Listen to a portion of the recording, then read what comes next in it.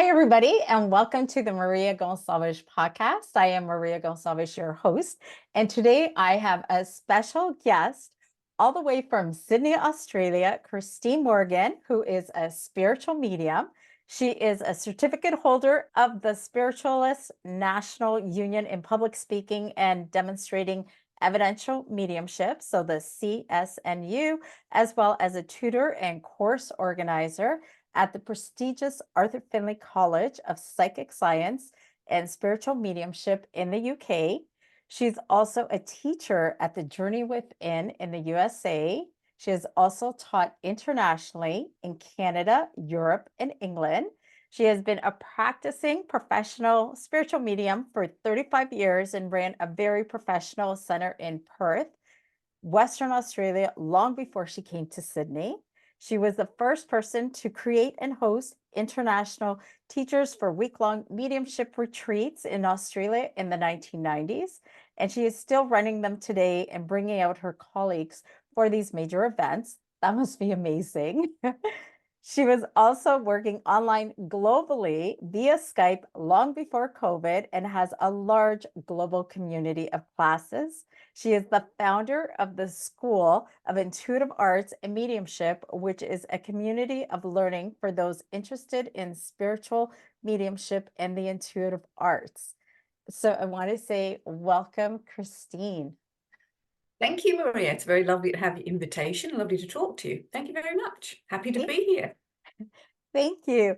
I did want to say, and we were just talking about this, you are such a well-respected medium throughout the world. And I was just at Arthur Findlay this year, just for a week in course, and I met one of your students, and I just find it amazing because there are like courses that I've taken in workshops over the years, and I always manage to find one of your students in there, and they speak so highly of you. So I'm so grateful that you are here today with us. Oh, thank you. That's a really nice compliment. And, you know, there's lots of well-respected, wonderful mediums around the world. And I think that you build your community that way. But there is, I know a lot of colleagues and a lot of people who work really well, very well, who I still respect and look up to. It's wonderful when you do have compliments back, and it's lovely when you hear people meeting students. So it's all about the work of the spirit. So you know the work's getting done. Yes. Oh, I love Not that. about us, it's about the spirit. Absolutely. I was actually on your website, and I'm going to have this in the show notes. So it's christinemorgan.com.au. So for those that are listening, I highly recommend you go on over to her website, check it out. And you have a tab that's podcasts. And within it, because I was actually listening to all the podcasts, and you grew up with a very interesting family, a very psychic, intuitive family. And I was wondering if you could share about that. And the reason I ask is I'm Portuguese, living in Canada, but half my family is in Portugal. So Right. mediumship growing up is very hush hush. There's a lot of fear, there's a lot of superstition around it. So I am curious with your family, how was that? Was it hush hush or no? Well, to be truthful, you know, if you talk to most mediums, you usually find in their families or heritage lineage, there's usually a link somewhere of the psychic minds or mediumship, etc. I didn't actually grow up with it in the direct house as a spiritualist medium. What actually took place is my grandfather, my mum's mum, who passed before I was born, always dabbled with mediumship, always believed in the spirit world. And I do believe he could do readings and sit for the spirit and give communication very naturally. So I would love to have known where it came from in his family, but unfortunately I have no way of finding out. Then my grandmother, who he married, came from a very psychic family. And she was brought up with her mother and people doing old-fashioned tea leaves, reading the cards, all that sort of thing. So there was a psychic stream already there with my two grandparents. And my grandmother used to read The Flames in the Fire, pyromancy. She'd read the teacups. We were quite used to my grandmother talking about dreams, talking about the spirit. She always talked about God, talked about the spirit. very naturally as a child, and you just didn't really take it on board, but you heard it and knew it was there. And then, of course, my mum, who's extremely sensitive and perceptive herself, but never developed mediumship, but very highly intuitive and sensitive to the spirit. She married my biological father, who was developing as a medium at 19. Oh, wow. And so it sort of then was on both sides. So it was not only in the lineage with my parents, it actually goes back to my grandmother's and my grandfather's as well. So I don't know a great deal about them. I just know that it was a very known thing. I do believe there was connections with spiritualist churches over the years. And so growing up, it was very normal to hear my mum and her sisters reading jewelry, reading the teacups, interpreting each other's dreams, talking about the spirit world, and my grandmother talking about the spirit world. And then, of course, as I got into my teenage years and I knew my father was a medium in the UK, by that time my parents had divorced and I'd moved to Australia with my lovely, beautiful stepfather, who's no longer with us either. And keeping in touch with Dad, he became a very prominent medium and ran a very successful spiritualist church. And so I sort of dabbled with it that way, but I wasn't interested, Maria. I just really wasn't interested. I thought it was for old ladies with curlers in their hair trying to get hold of their dead husbands and talk to them. You know, I didn't really pay attention. I did not understand spiritualism at that stage at all, no matter how much my dad tried to explain to me, because my mind just wasn't ready to take it on. It wasn't until my mid-20s, and I'd had several experiences as a teenager, that I started to really have strong experiences that I had to talk to my dad about, or my mum. But my dad gave me a great deal of base foundation. And it's actually through my dad that I met Simon James, who's a very good friend, colleague now, but also was very influential in my development. I was already working and developing as a medium, and it was through my dad, who was friends with Simon, that I got to go to Stansted Hall, which really fine-tuned and fine-honed a lot of my work and put me straight and sorted out what I was doing, as well as my dad. So it was there, but it was because I lived in Australia, I wasn't living in a spiritualist family. Dad was in the UK, but it was very natural for my mother to get up and mention things, or my grandmother to talk about things. Very natural. And I would give anything to have my grandmother back here again to probe her mind and talk to her. Oh, wow. So when friends came over to your house, did they ask, like, can I get a All the reading? time, you know, girlfriends always used to want to know about boyfriends, all that sort of stuff you do as a teenager or a young adult. So my grandmother would often read their cups, and my mum still reads my friends' cups. Oh, She has wow. been visiting, my mum's been visiting Sydney from Western Australia recently, and she read the teacups for a couple of friends. Oh, that's awesome. No, they still do. We still do it. They still do it. And I actually teach tasseography, which is what it's called, the correct way with tea leaf reading, because it's a psychic tool. It's about symbology and understanding and interpretation. And I like it. It's fun, but it just was a very predominant thing, it wasn't just something you played with. It was, you know, oh, get the teapot on, put the pot on, make a brew. That's how it was. That's just how I grew up. And of course, my dad, he didn't dabble in anything like that. He worked very differently with the psychic mind, and he was very much about sitting in a disciplined circle, going to a disciplined development group. And so when I went back to the UK, I was going to his church, to development groups, to practice and to learn and watch, really. I went to church services to learn and watch, just sat at the back, really not even thinking anything about that I might become a medium, let alone teach.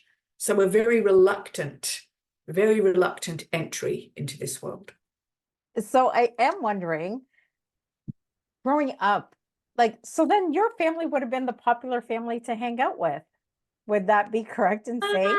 Well, not so much, really. I mean, really, yes and no. That my friends love to come over, you know, and I remember my grandmother, well, I still call her, we nicknamed her Queenie. I remember my brother calling her Queenie, and she was sort of queen of the witches. And, you know, you'd take a boyfriend home or something in your teens, and she'd say, look at him and go, 6 weeks, you know, a month. Oh, what are you doing with him? She's very direct, very direct, and she just knew things, and she was always right. So my friends loved it. It was a fascination. So it Yes. wasn't so much hanging out, but they did love to come and have the tea leaves done. And also my friends with my mum, they love it. They also, oh, when's your mum coming over? Can we do the teacups? And as I say, she did some recently for a friend and her mum, and they didn't believe in it at all, and they were absolutely blown away with what my mum gave them. And through reading the teacup, she then started to talk about the spirit world who were there, which happened to be the lady's husband, my friend's father, who my mother knew nothing of. So it was a very natural progression. My mum's very natural with it, but never had a need or want to develop. Oh, wow. So what was the turning point for you to begin to develop? Well, like all mediums, if you speak to them who are, who've made it their vocation, really, you have a lot of experiences. And as my dad was guiding me to sit quietly every morning and to send thoughts to spirit, to sit in the silence, I'd been going to different groups and practicing different things and not getting anywhere. So I started to sit at home under the guidance of my dad. I started to have visions. And I remember distinctly one morning, his mum building up right in front of me, who died when I was a young girl. And it was like her face was coming right through mine. And I was like, oh, it's real. That I did have this experience. Something happened. And then I had a very strong dream of my grandfather, my mum's father.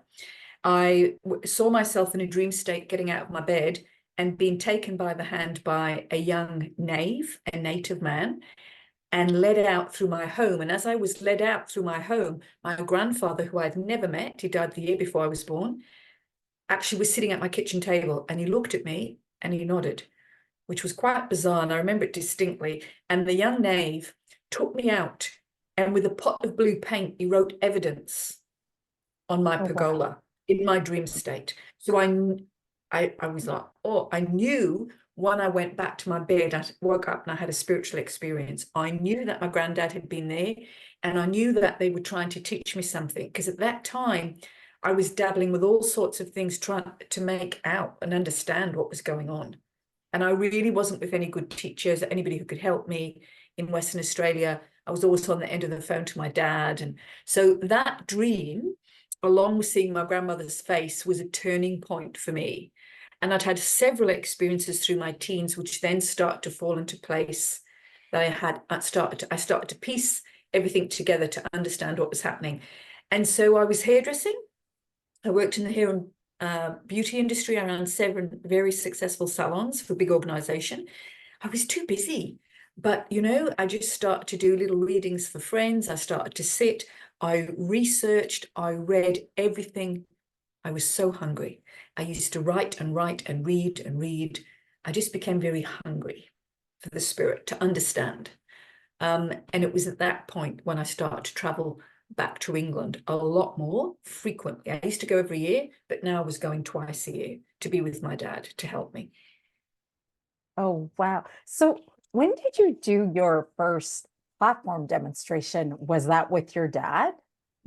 Gosh, yes, I was terrified. I was in the UK, and I had been doing private readings, and I hadn't been on a public platform in a big spiritualist church. And my dad was working at a beautiful old church in England called St. Helens. And at those days, the Sunday services were packed. You're talking about 100 to 200 people. They'd get a lot in. I can't remember exactly how many, but it was a lot.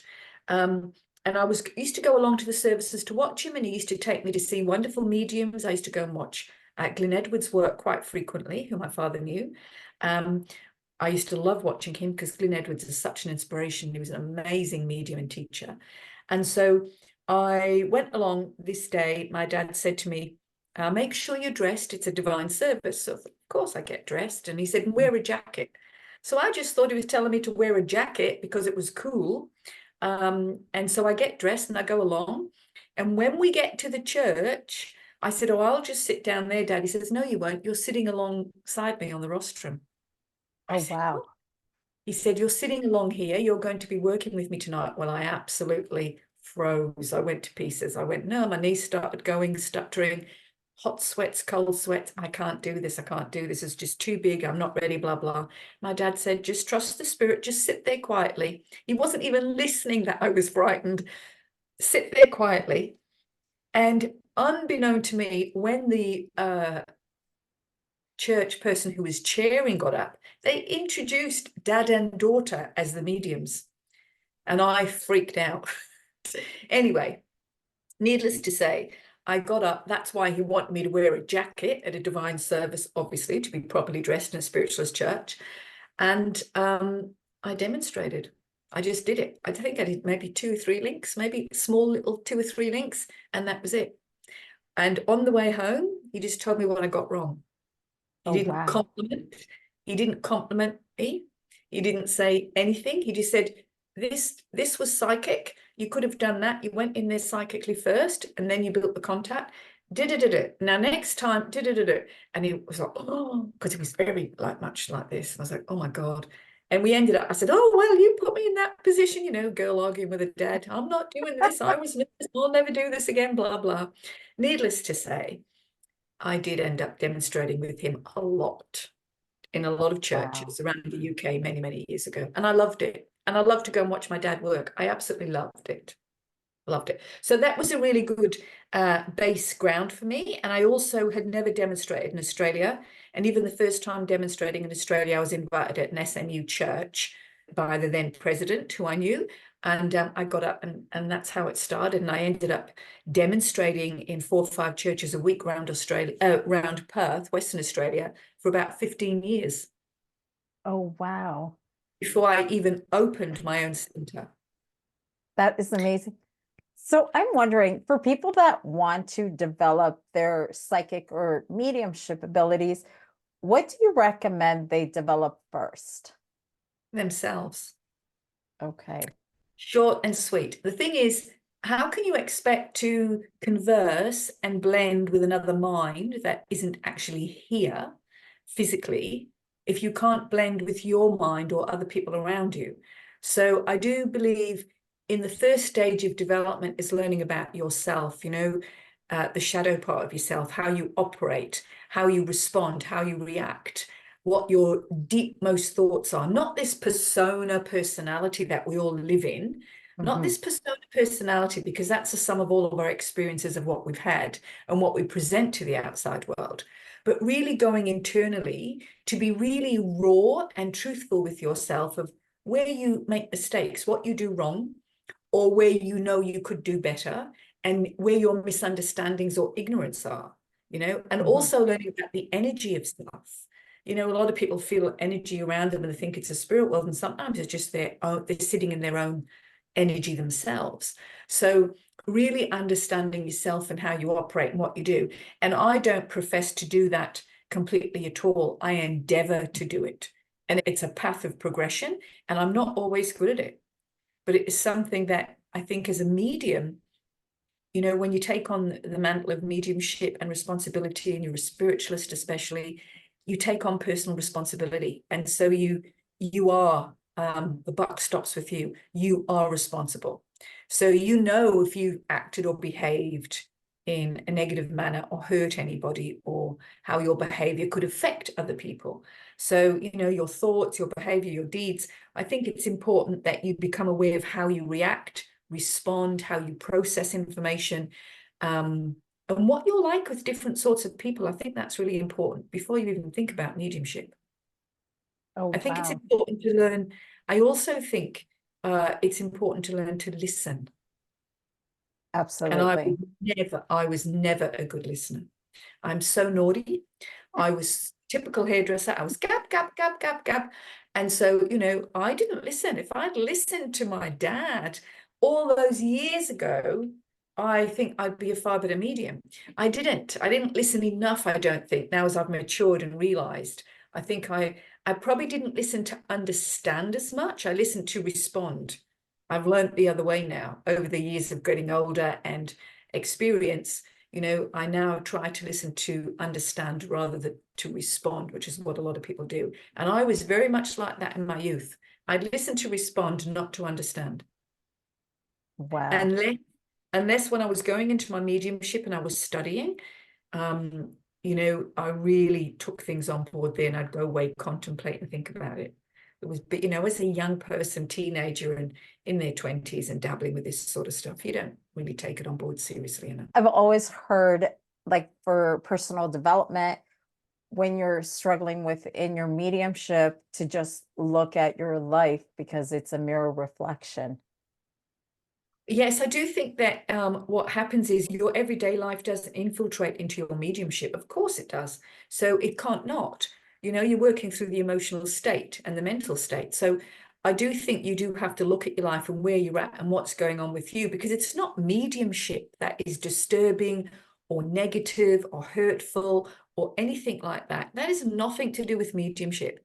It is us, the people, the person, the psyche. So we do have to look at our lives very deeply. And we all go through stuff and we're always processing. But I think if you can get to a place where you're at peace with the fact that you are still learning and you're always developing and understanding yourself, I think if you're really honest about that, then you're halfway to understanding self at a deeper level. Yes, I totally agree. I know for my own experience within mediumship, when I started on this journey, well, I've been doing it for over 20 years, but in the last 4 years, when it went online because of COVID, all of a sudden, all these amazing tutors I had access to, and all this learning that otherwise I would have to get on an airplane to go to that country to learn from those tutors. Right. And I noticed where my mind was 4 years ago and where I am now. I can learn the same thing, but I want to learn it deeper. Yeah. And you just sit with spirit and you're like, oh, I learned that 4 years ago, but now it means something different.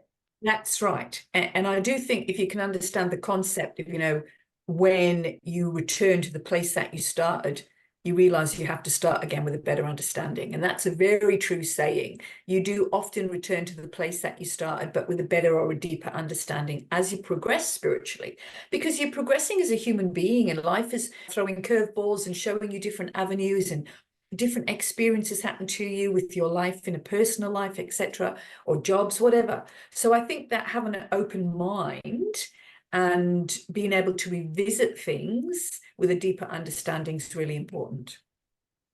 I also realize for myself as a student of mediumship for the rest of my life, I realized I really don't know a lot. Like, I thought I knew a lot, and then the deeper you go, you realize how much you don't know. Oh, Maria, I think that applies to all of us. I think that, you know, you can have a body of education, and you can be someone who knows their field and has that level of education, which you have to be able to tutor.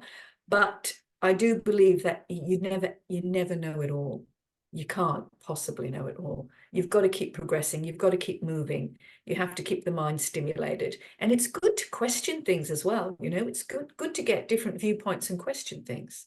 So I think that's quite an important thing for all mediums. It doesn't matter if you've been doing it 5 years or 50. If you get to a point where you think you know it all, well, then you've got a problem. Well, I look at the image of the iceberg, and I feel like I'm like that little tip. And now this year I'm realized, oh my goodness, look how much deeper it goes. You end up in a rabbit hole, and I'm like, we're gonna hang out here for the next 90 years. I don't know, but it's so much fun because there's so many books to uncover. So now as I go into education, because there is so much education, so much learning, and you're so passionate about education, what is your favorite subject to teach and why? Well, do I have a favorite? I love to teach about demonstrating communication with the spirit world.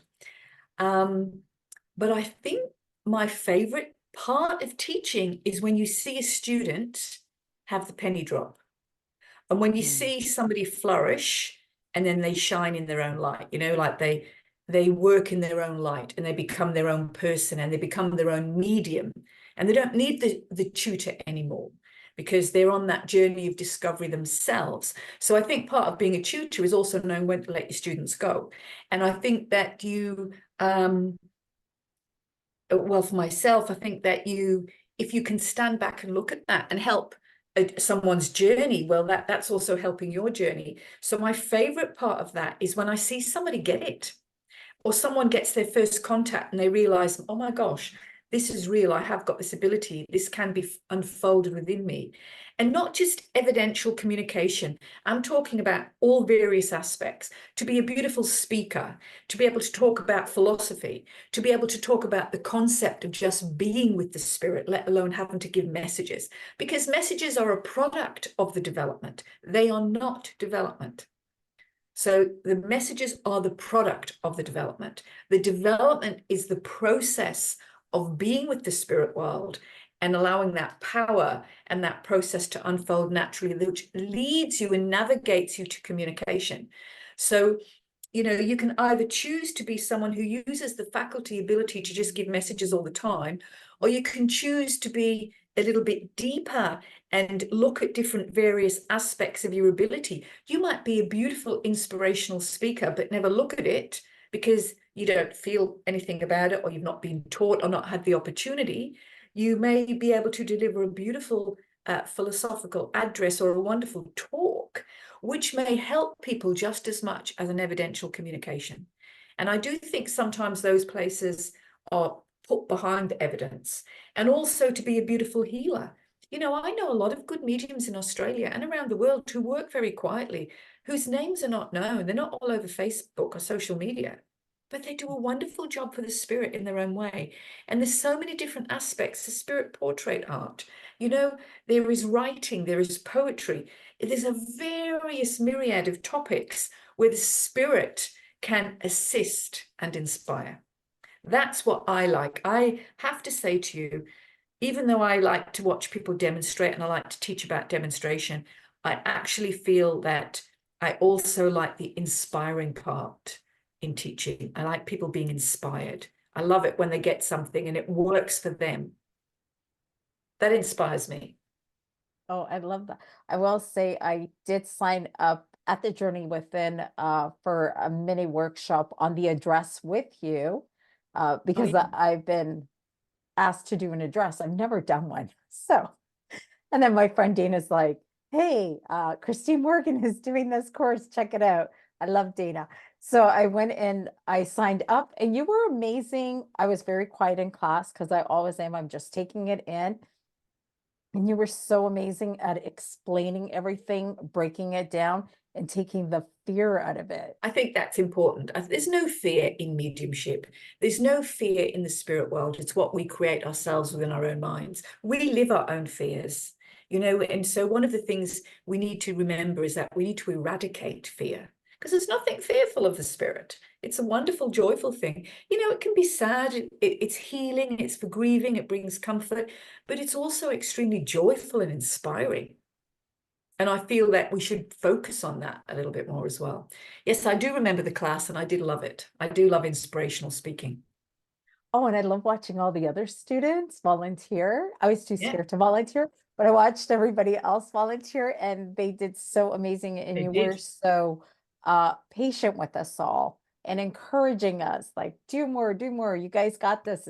And I love that. So I want to say thank you for that Thank because that made me feel good. And I watched how everybody lit up as it was their turn when they were volunteering. So that was beautiful to witness. So now I am curious, do you have a favorite pioneer? you. Oh, I love a lot of the pioneers. I love all I love history. So I love all of that. I think quite a few of mine. I loved Helen Hughes, who used to be called Helen the Beloved, an English medium. If you haven't read her book, please read it. The Life of Helen Hughes. She was an amazing clairaudient. And of course, I love Estelle Roberts. I mean, who doesn't love Estelle? I have to say to you, I have so much respect for a lot of the pioneers. To favor just one is really difficult, but I love listening and reading. There's some old podcasts out. There's some old recordings of old trance mediums, you know, and I like listening to that. And I think that they went through such a lot. I also loved Eileen Garrett. Eileen Garrett was an amazing trance medium, but I love the way that she put herself forward for research. You know, she said, okay, research me, have a look at me, what's happening to me. I love the way her mind was quite open with that exploration. She just didn't just do it. She wanted to explore and understand more. I found Eileen Garrett very inspiring. So there's quite a lot, actually, Maria. I just love the pioneers, and they are pioneers now because it's such a long time ago. But you know, we have modern day pioneers. We have some wonderful pioneers around in a more modern day situation now, and some people don't even realize they're a pioneer. You know, and we have people who made such a difference to mediumship. We all know about Gordon Higginson, obviously. Yes. There's such a lot of people that made a difference to mediumship, and there's so many not spoken about. But there's a lot. If you're to research the history and the pioneers, there's actually quite a lot in various aspects of mediumship. Oh, wow. There's even the mediums from the Journey Within, Janet, that created the Janet Journey Havoc, Within. she was a pioneer. Yes. Janet And Havoc was a pioneer. She was an amazing lady, a wonderful teacher, and an amazing medium. Beautiful soul. and then we have Mavis Patilla. Yeah, Mavis, who dedicated all her life to the spirit, again, another amazing teacher and a beautiful soul. And these people, you know, they traveled, they worked, they were totally in service. Yes. And that's the difference. Yeah, it's not something, you know, mediumship is not something you take out of your pocket once a week for a church service. Mediumship has to be part of your life. To Yes. integrate the spirit correctly, it needs to be part of your life. We hear everybody talking about everyday mediumship these days. That line has been bantered around now for the last 10 years, because we all know you do need to bring it into your life every day. Otherwise, what's the point of it? What's the point of pulling out the pocket to get a message from Granny once a week? What's the bigger picture the spirit want to bring to us, want us to understand? So I think that people who live their vocation, live their art, I think they're pioneers in their own way. And I think Mavis and Janet were two people that did that. Oh, And we had beautiful, absolutely. you know, we had Glyn Edwards, who was amazing. And I mean, I remember being on Glyn's courses a few times at the college when I was young. And he started off his development with my dad when they were 19. So all those years ago, and then watching it, and then I ended up working with him as a colleague, actually, on a spiritual retreat in the Welsh Mountains many years ago, just before he passed. But his books are very inspiring, and so he made a lot of difference to people's lives. So I think that you can call anybody a pioneer who made a difference to someone's life. But I feel that they lived their vocation. They were totally in service. Oh, I agree. And I love hearing the stories from other mediums that have met them along their journey or Ooh, trained with them yeah. is so amazing. So I am wondering, do you have a bucket list within mediumship or psychic or spiritual, something that is on your bucket list to do? Like for me, one of the things on my bucket list to do is to witness a physical mediumship demonstration because we don't have any of that around here. So that is one of the things I want to see before I cross over to witness, to have that experience. Is there something that you Um, haven't experienced, or have you experienced everything? Yeah, I have to say I've been very blessed. I've experienced a major amount of different experiences, both mental and physical. And I was also very blessed that when I first started going to the college in the early days, it was just the year that Gordon had died. So I actually was still blessed to be able to witness great mediums working then at the college. So I witnessed a lot there, but I don't really have a bucket list. I have had a lot of experiences with trance, with physical, mental mediumship, watching great mediums work, listening to great mediums, learning from them. I don't have a bucket list as such. I tend to think that what will be, that the spirit will guide it if it's needed. If, you Yeah. know, I do feel that opportunities are presented to you. Whether or not you see the opportunity is another thing, but I do believe opportunities are presented to us. And so I would say, you know, instead of having a bucket list and ticking something off, I think I would have a page in my mind of opportunities that I'd want to take. And I love to go and hear a lovely medium talk, give a great address, or a beautiful medium demonstrate. And I love spirit portraiture. So I like all of that stuff. I wouldn't say it's a bucket list, but I Okay. enjoy it. Yeah, I enjoy it. Do you have a favorite memory of hanging out with one of the pioneer mediums that have now crossed over? Um, Well, I've worked with Mavis and Janet. Mavis was, if you want to call them both pioneers, I believe so. And Glyn, really. Glyn to me is a pioneer. The most amazing thing, if I can just go back, Mavis, I think I only ever did one class of hers, 1 week with trance at the college years ago. But then I ended up being friends with her through mutual friends outside of mediumship, so I did end up working alongside her a couple of times. And we ended up having, we've still got, and her partner Jean, we've still got very good, close mutual friends. So we socialized a little bit. And also Janet, I have worked with alongside Janet on weeks at the college, and she's inspiring. Glyn, I think Glyn Edwards. I remember going to a lot of his classes. He wouldn't have known who I was. I didn't talk to him about my father, and they both had gone separate ways in their development. My dad went with one lady, Glyn went to Gordon. And years later, I was invited to be a tutor on this particular retreat, and Glyn was one of the tutors. And I sat down with him this evening, and he wasn't well then, his health had declined. And I actually told him who I was, and he was absolutely blown away that I was the daughter of my dad, because he Oh, wow. remembered him very well. He was absolutely blown away. Obviously, he didn't remember me in his classes because he's had hundreds of students, but he remembered me. He remembered me from my father talking, and also he remembered me from that particular week. And when I went to this retreat, and we were sitting talking, and he said, "Christine, have I met you before?" I said, "Well, I've been in your classes and blah, blah, blah."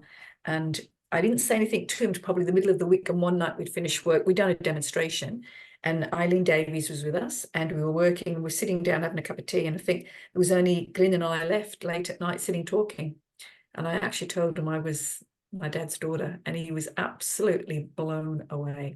So it was wonderful for me to have someone who I really find an absolute inspiration, and then to be able to work alongside him and particularly demonstrate with him, because I used to go and watch him when I was about 20.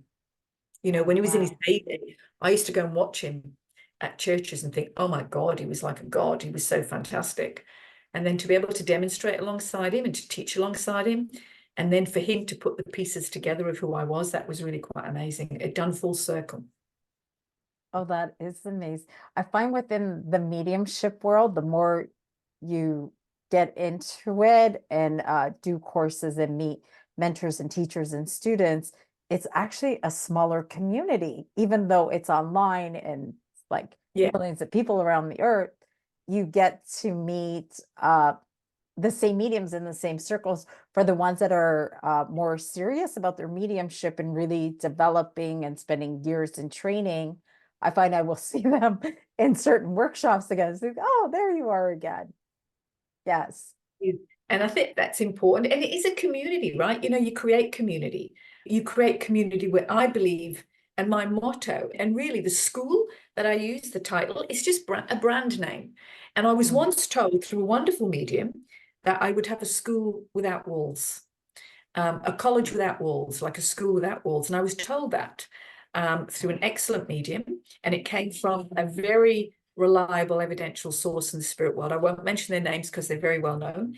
And I just laughed and went, oh, yes, you know, I was just probably 30 at the time and thought, oh, gosh, yeah, I'll never have a college or a school.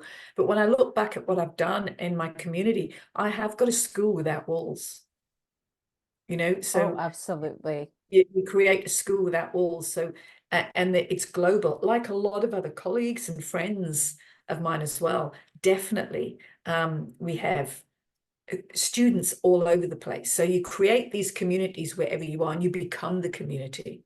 But I think that's what it should be. So my mantra for the college, for the school that I use as my brand name, is unity in community.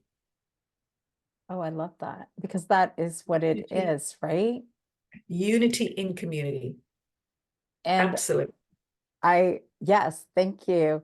And on that note, I want to say thank you so much for spending this time with us, for sharing your personal story.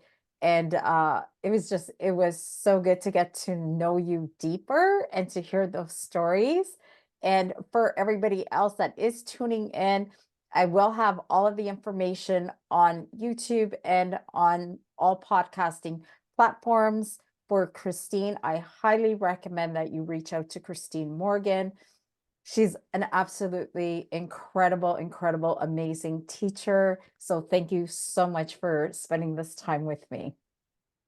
Thank you so much. It was a delight, Maria.